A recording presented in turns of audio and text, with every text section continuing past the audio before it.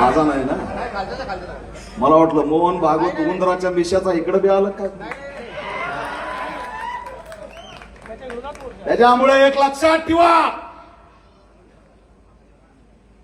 कोणी मायचा लाल फडणवीस जर दंगलीचं षडयंत्र केला तर तुझ्या अवकात तुला दाखवल्याशिवाय राहणार नाही. पैसा तू नकोय, मुळावर घाव घालणार. जाती जातीत भांडण नव्हता. 4 जणांनी ह्याला बोलायचं, 4 जणांनी त्याला बोलायचं, जातीवर महापुरुषावर बोलायचं. अरे आंबेडकरी समाज आहे, गैरा समाज नाही. देशाला आजच्या स्थितीत दिल्लीतून चेबीचा नारा देत हादरून टाकणारा समाजाला पाठिंबा नाटक चालणार नाही. मोहन भागवत याला त्याला आम्ही धरणार नाही चिरकुटाला. एक वेळेस तुम्हाला सांगतोय, विचार मंचावर बाबासाहेबांचा रक्त बसलंय.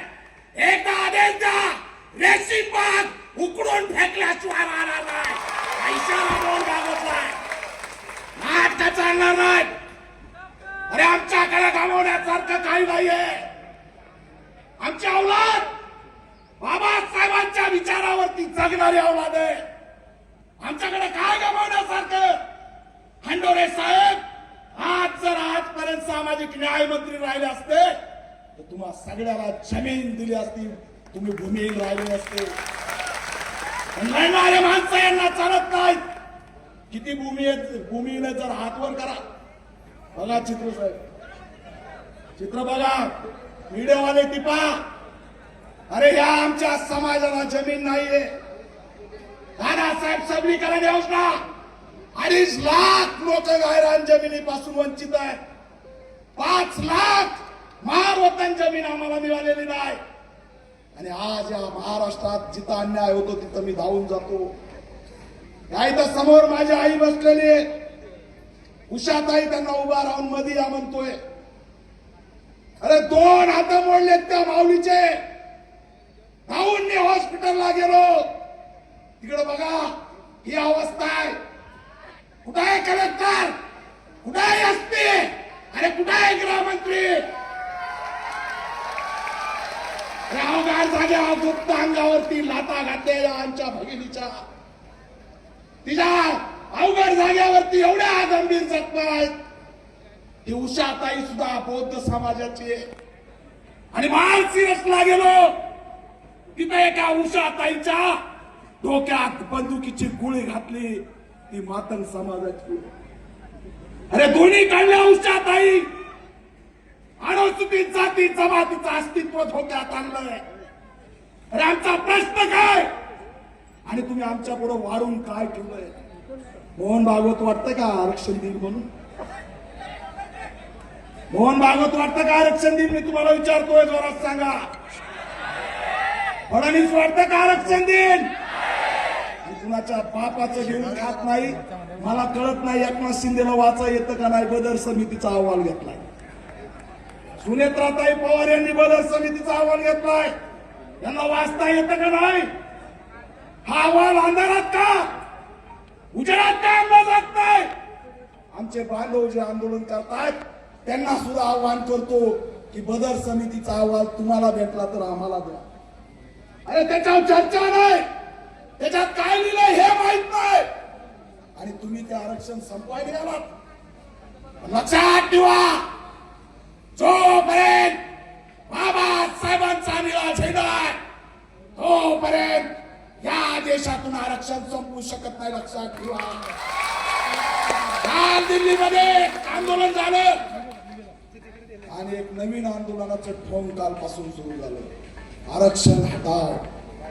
फक्त वर्गीकरण नाही, आरक्षण हटाव म्हणे. आम्ही ओपन चॅलेंज केलं. लक्षात ठेवा, जब तक इस देश में जातिवाद रहेगा, हमारे बाप ने दिया आरक्षण जिंदा रहेगा. कोई भी माई का लाल उसको छोड़ने. यांना महाराष्ट्रात महाराष्ट्राचं मणिपूर करायचंय. मणिपूरला विघटन केलं आरक्षकने. सगळ्या महिला नग्न करून भाऊ भाऊ भांडायला लागलेत. या मोहन भागवतला महाराष्ट्रात दंगल घडवायचे. 1 ऑगस्टचा अल्टिमेटम आहे बऱ्याच जणांचा.